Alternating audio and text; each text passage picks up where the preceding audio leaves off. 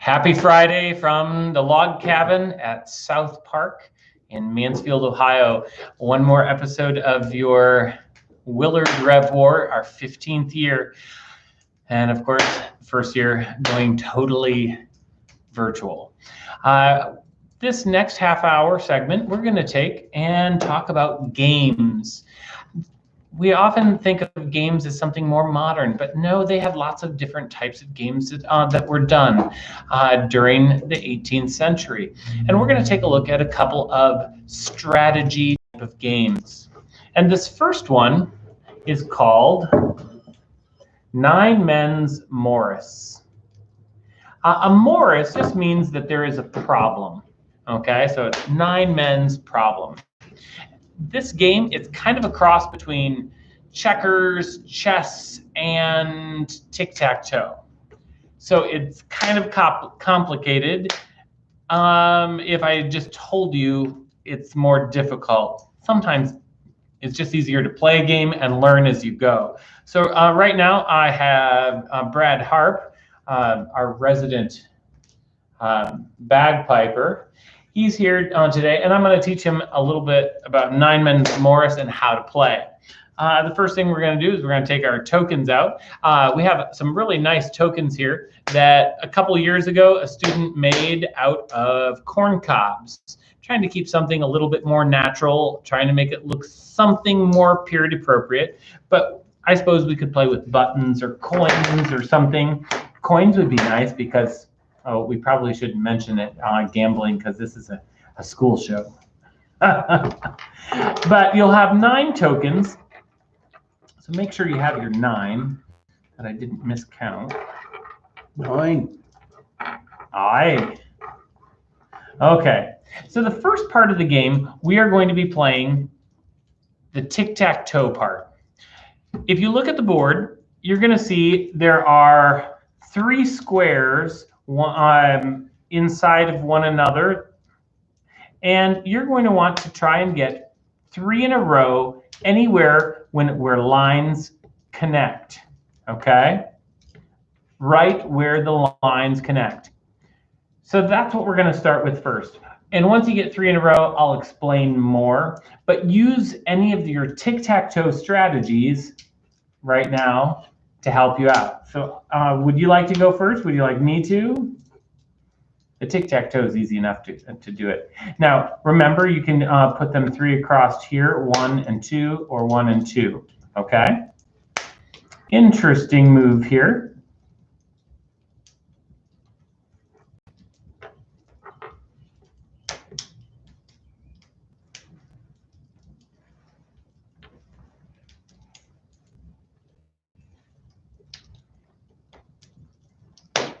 The tic-tac-toe portion tends to go a little bit faster. I don't want him to get his 3 in a row. And of course, I'm just doing blocking right now.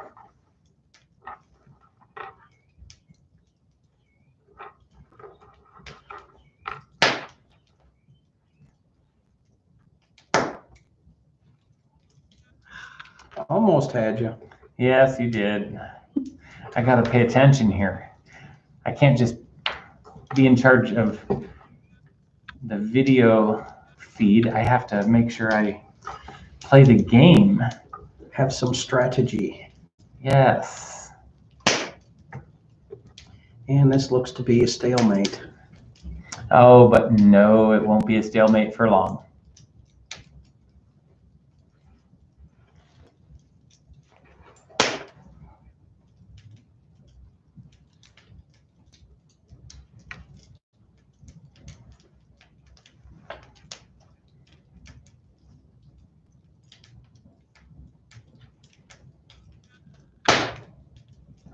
All right, so now we've played all of ours, and you can see neither of us got 3 in a row. Now, what would have happened if you get 3 in a row? You're able to take one of my tokens off the board. Okay, so that's what we're trying to do here. You want to get 3 in a row to remove one of your opponent's tokens. Now, let's just pretend here, I'll put this back, I promise, Brad. Let's pretend that I put this here, okay, and I got your token. Now, let's pretend that this was over here even, okay? I like playing out of a gentleman's agreement that I can only get 3 in a row one time in one place. And since this is being recorded, I have to be honest. I think that that makes sense because otherwise, notice what I could do. I can just try and keep going back and forth and getting your tokens. And you know, I don't know that it's as fair, and I think that I want to play with strategy. I want to develop my strategy skills. So I just want you to think about that, okay? I think those were there, correct? Mm-hmm. So now you're able to move one of your tokens each turn, one space. So for example, this one could move here. Notice this one is landlocked. You can't move here or here, so it's kind of dead in the water at the moment. Notice most of yours here are dead in the water. You're really kind of stuck, and that's actually a good thing for me depending on how I play it. So now, there's something else that you need to know about checkers, and I'll let you move this back if you want, but you really don't have much of a choice. Remember, with checkers, you want to jump your opponent. If you move in the middle, what am I able to do? jump and take. Now imagine I wasn't in this location. I could jump here and take both of your tokens. So you have to not only think about the jumping, but where you're going to be getting 3 in a row. So does that change your move at all? I don't know if it can change it unless you pass. I don't know. Well, what's the fun in passing? I can only move one, so therefore I will take that move and keep it and lose my piece. All right.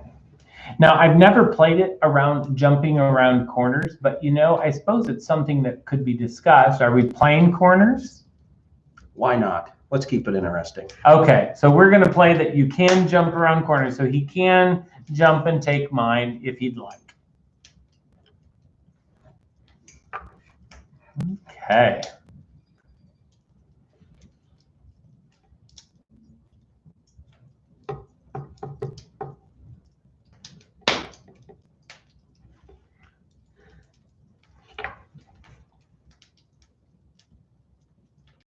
Oh, duh. I didn't do a good thing. So now he has 3 in a row. He can remove a token of mine anywhere on the board. He missed something though, because I have now. But remember, he can no longer get 3 in a row here. We've gone to that gentleman's agreement. I can no longer get it here. It's being recorded. Normally we wouldn't have that in the 18th century. So,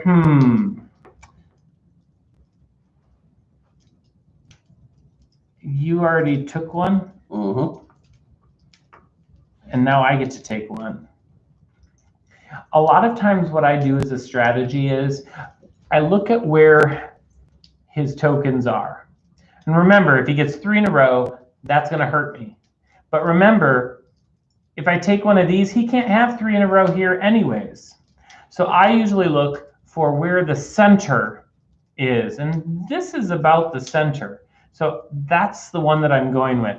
I shouldn't be sharing all of these strategies with him, but I'm a nice guy. I'll share a little bit of strategy. For learning purposes. For educational purposes. That's right. That's right.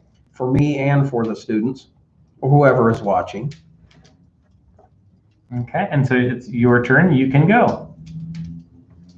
And we've agreed upon corner jumping. Yes, we did. I didn't see that. And so now I have to be careful here because now in 2 turns he can get 3 in a row here. If I move this forward, he can take it. Take 2, because then I'd jump 1. So I don't want to do that. So it's this constant thinking in a larger scale.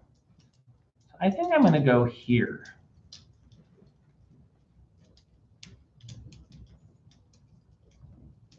Now I have played this game without the jumping. If you play it without the jumping, it tends to take a little bit longer, like a chess match sometimes. The jumping does help it to go a little bit faster. Now, am I allowed to move off of my? Yes, you can move Okay. those. You can move any of those.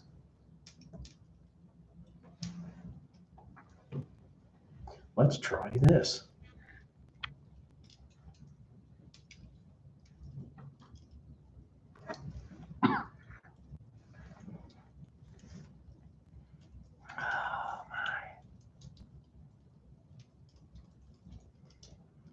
It is a good thing we are not playing with Jack.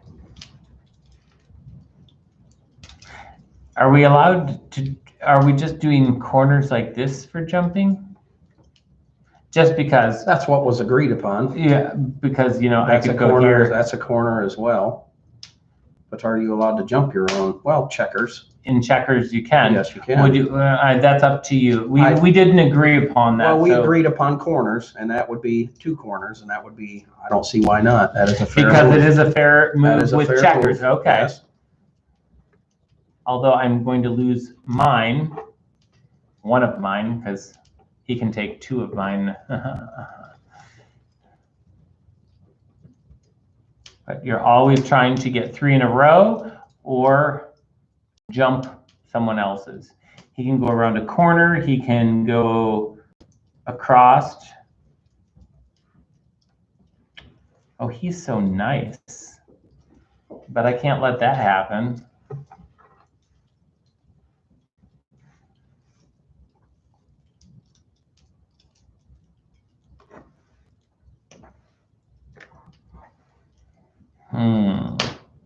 It's pretty darn hard to get 3 in a row now, isn't it?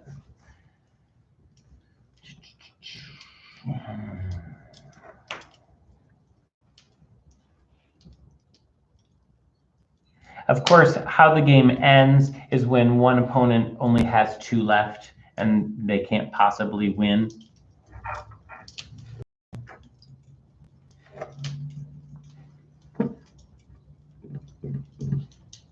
Oh, this is interesting. It is. Ooh, ooh. You better move something. Take one or the other. But then if I do that, Then I can say take one. and then I lose because I only have 3. So, and notice if I move here, he can jump me. So I really have to be quite careful right now, because if I'm going to stay in the game, I'm going to have to be creative.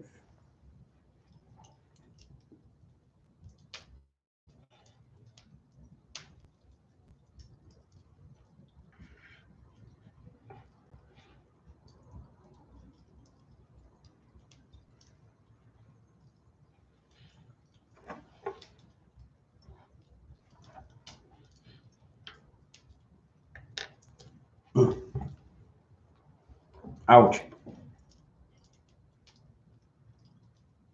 And it's interesting because you have to think on so many different levels. And that's one of the reasons why I like Nine Men's Morris.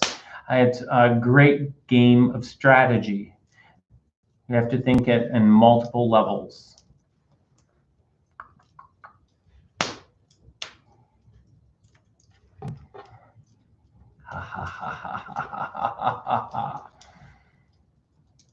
And? Oh, look at this. Although I shouldn't have said that, of course. Should have, yep, you could have let it go, but you are a gentleman. I try. But you'll notice here, I have 2 left. There's no way I can possibly win. You ban up at this point. There's no way I can possibly win. So the game's now over. The nice thing about Nine Men's Morris is that you can get these right on the boards right online. You can just type in Nine Men's Morris game board, and you can get one. I'm also going to be posting a link to an online version where you can play against someone, Or you can play against the computer. Playing against the computer, I haven't won yet. I only found it available about a week ago, but it's a pretty cool online game, but very traditional from the time. We've got a couple of other games for you. How much time are we? About 15 minutes in. Okay. Oh, we're good. Now, I know Brad knows this game, so we'll see how much he remembers and to see if I have to be soft in how I play this game. This game is called 10 and 4. If you add those together, of course, you get 14. There are 14 tokens here. You could play this with pennies, with buttons, with any objects, as long as you have 10 and 4, 14. Even rocks. Sure. Now, I like this because I have these glass beads, and I have one that is a blue, just so then it's easy to say, don't take the blue. If you take the blue, you lose. So each time it's your turn, you're able to take 1, 2, or 3 tokens, and you'll just pull them over to your side. And then the same thing is true with your opponent. You can take 1, 2, or 3 tokens. The goal, though, of course, is don't take the blue. Leave that for your opponent. If they're the last person to take it, they lose.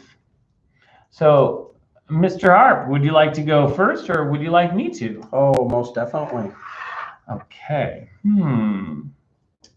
This is interesting.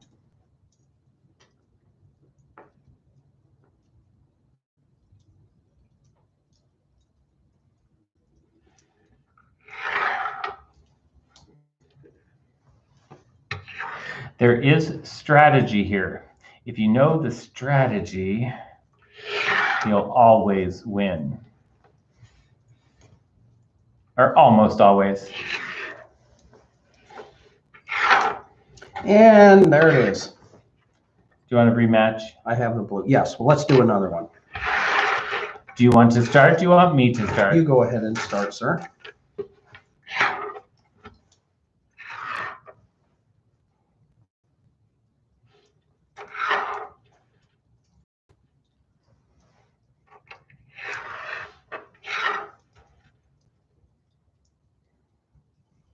I played There it this is a lot. again. Oh, yes, you have.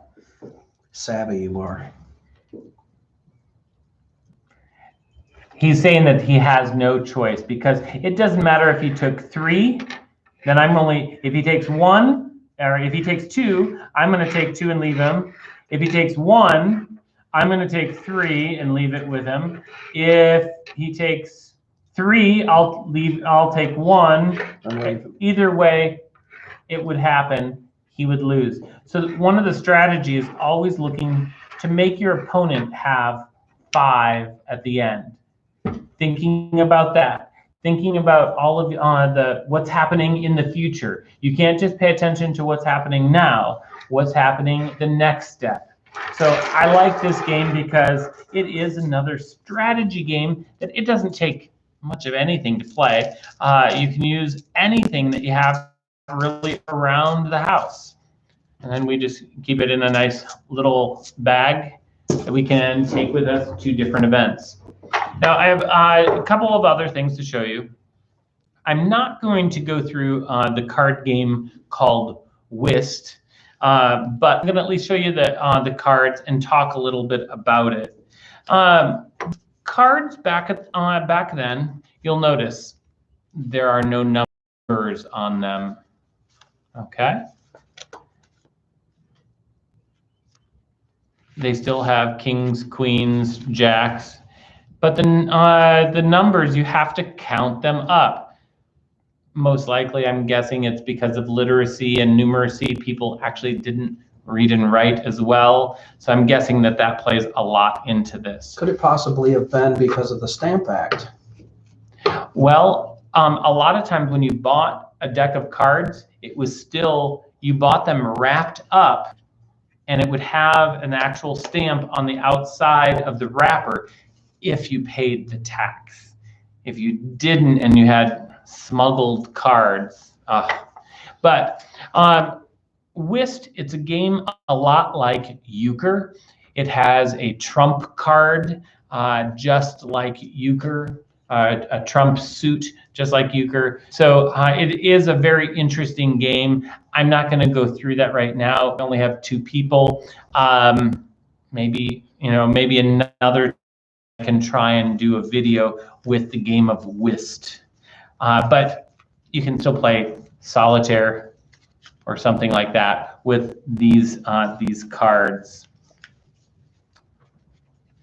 Or build a card house. Sure. I don't know. Did they do that during the Revolution? I'm not sure.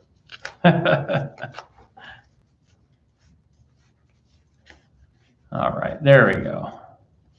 So put that in my handy dandy pouch that we made. Okay, so now I've got a new game for us to play. This is called Shut the Box. And you'll see that it's a pretty simple wooden box. It has the numbers written across the top, and notice how they flip up. The idea is that you want to shut the entire box. And I'm going to show you how to do that. You'll notice the dice here in the corner.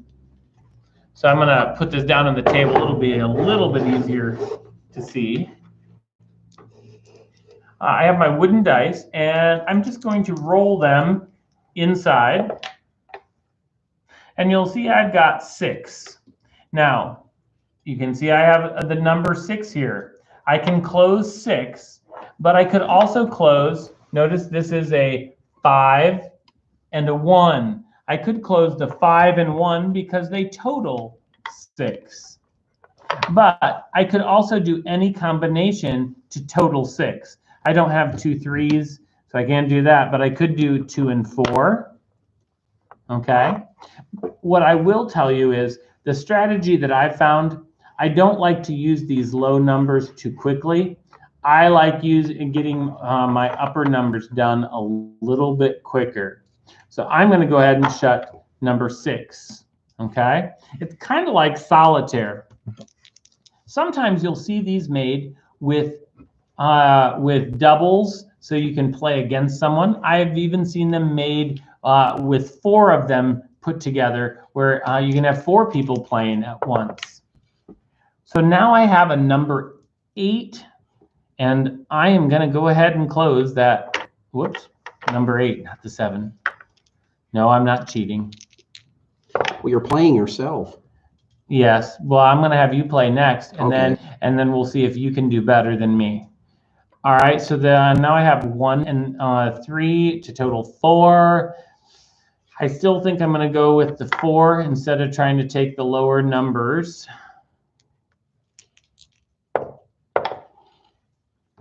I have 8. So I can do anything that totals 8. I'm going to take 5 and 3. What you don't want to do, though, is wait for the 1 until the end,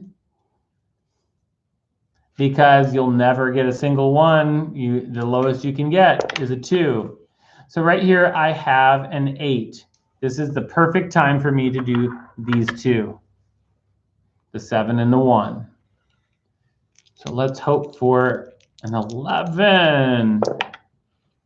I have a 9, no, an 8. I have an 8. So now I am done. Okay. I have 11 points. So now, Mr. Harp, you want to get less points at the end, or shut the entire box. So I have a 7. You can also see why I say it's important to try and shut the high numbers first, because I was left with that 9 at the end, and but you don't want to be left with the 1 either. So you have a 10, which makes perfect sense. Get rid of the 9 and the 1. The 2 hardest to get rid of. Well, I don't know that the 1 is that hard, but if you wait too long, then it can be a problem. You don't have much of a choice here. Have to go with the 3. You have 11. Anything 11. totaling 11. You have one choice there. Yep, 5 and 6. Yep. So this is a great game too for even younger students to practice math. Some of the simple math skills. A 7. I think Brad is stuck. I am stuck. And if we total his numbers, he has 8 plus 4 is 12, 13, 14. So of the 2 people, who wins? Yes, Mr. Von Camp wins. Yet again. No, I was not cheating. And the dice are not loaded. No, they are not. Well, thank you so much for participating with us during this segment. We have one more segment for you before the end of the day, and that's coming up here in, what, about 5 minutes? So tune in for one more segment.